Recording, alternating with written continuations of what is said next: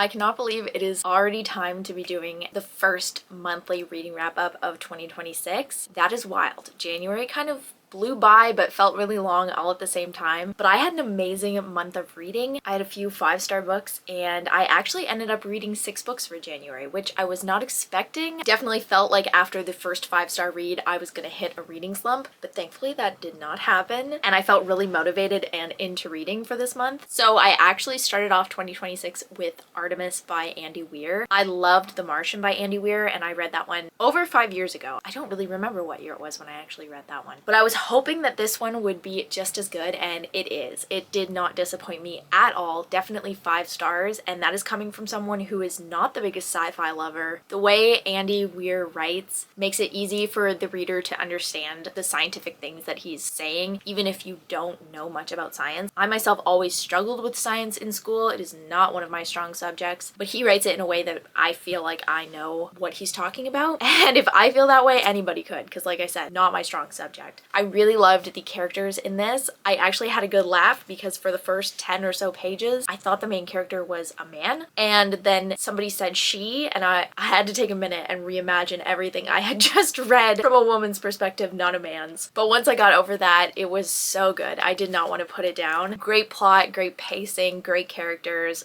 literally all around 5-star read. Then I read The Vegetarian by Han Kang. Also loved this one, definitely 5 stars for me. I will say though, I do not think it would be for everyone. This is on the horror side of things, but definitely more of like a literary horror in a way. There are some disturbing themes, but they're more implied, and a lot of it too has to do with what's going on inside of one of the characters' minds. And some of it is also left up to the reader's interpretation, which obviously is not everyone's cup of tea, so I would definitely be aware of that going into it. Also, there is like talks of animal abuse and cruelty and abuse towards people as well. A lot of content warnings going into this one. It is a very short read, but it definitely packs a punch. I really enjoyed this one. I think it was very thought-provoking, and though I was a bit confused slash weirded out for parts of it, it all kind of made sense and came together at the end and made it into a 5-star read. Then I read Alone with You in the Ether by Olive E. Blake. I have been meaning to read this book for eons, it feels like, and I finally got around to it, and oh my goodness, it is so worth the hype. Once again, 5 stars. I had an amazing start to January. This book was so much better than I had expected. Everyone's always raving about it, but I was kind of nervous going into it because it is not your typical writing style. It is written in third person, but occasionally ventures into first person. It also changes perspectives without telling the reader that it's doing that. And at some points, there's also a narrator who randomly puts their 2 cents into it. And I know that sounds super crazy, but once you kind of get into it and adapt to the flow of Olive E. Blake's writing style in this novel, it gets so good. I felt so hooked right off the get-go and I did not want to put it down. And I can honestly say this is one of the best romance novels I have ever read in my entire life. It was so refreshing to read a romance where the 2 love interests actually built a relationship with each other and it wasn't just like an insta-love kind of situation. There was way more to their relationship than just lust and attraction.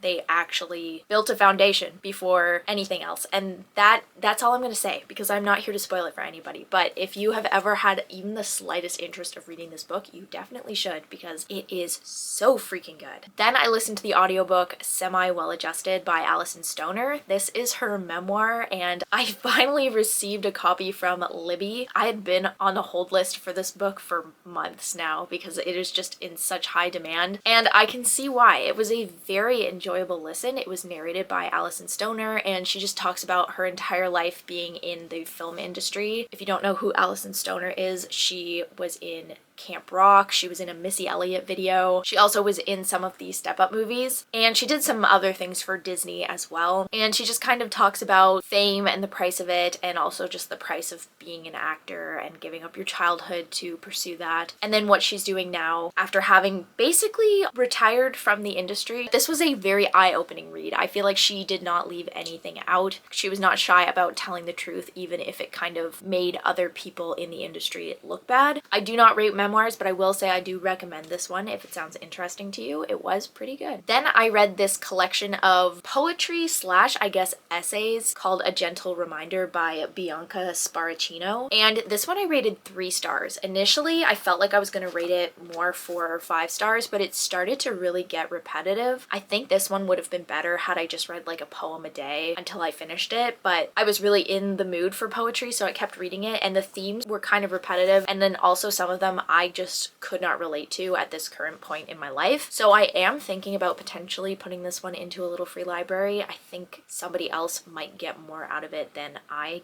can at this point. It was good. There was definitely some good points made in here, and it was nice to read little reminders about self-love and self-care and just basically reading things that say like you are enough. But I don't know that I would ever personally read it again unless I was just going to skim through it and open a page and just read that one piece and then go on with my day. And then last I read Don't Call It a Cult by Sarah Berman. This is a nonfiction piece about the NXIVM cult, which I had never heard of going into this. And that almost made me DNF this because the way the introduction started, the author kind of just started in the middle, and I knew nothing of this cult prior to that, so it made me feel like I was missing out on a lot and I was very confused. But thankfully she kind of backtracked a little and led up to that place. I still will say I'm not entirely sure what NXIVM exactly was. It was a cult that had a multitude of levels to it and things going on with it to lure people into it. And I think reading this kind of left me with more questions than answers, honestly. All I know is that cults are freaky, and this book really emphasized that. As far as nonfiction goes, I have a hard time reading this one because it was very informative, but it was a little dull at times, and then other times, like I said, I was kind of confused and felt like I was missing something. So I don't know if this is one that I would recommend. I feel like there are a lot more options to choose from that would probably be just as good or better than this book. But if you know about NXIVM or you want to learn more about it, this would definitely be a good resource for that, I think. Just not the best nonfiction I've ever read personally. But that is it. That is what I read in January. Like I said, very successful start to the year, and I cannot wait to see what February brings. Hopefully more 5-star reads. But with that, I am going to leave this one here. I hope you have a great rest of your week and happy reading.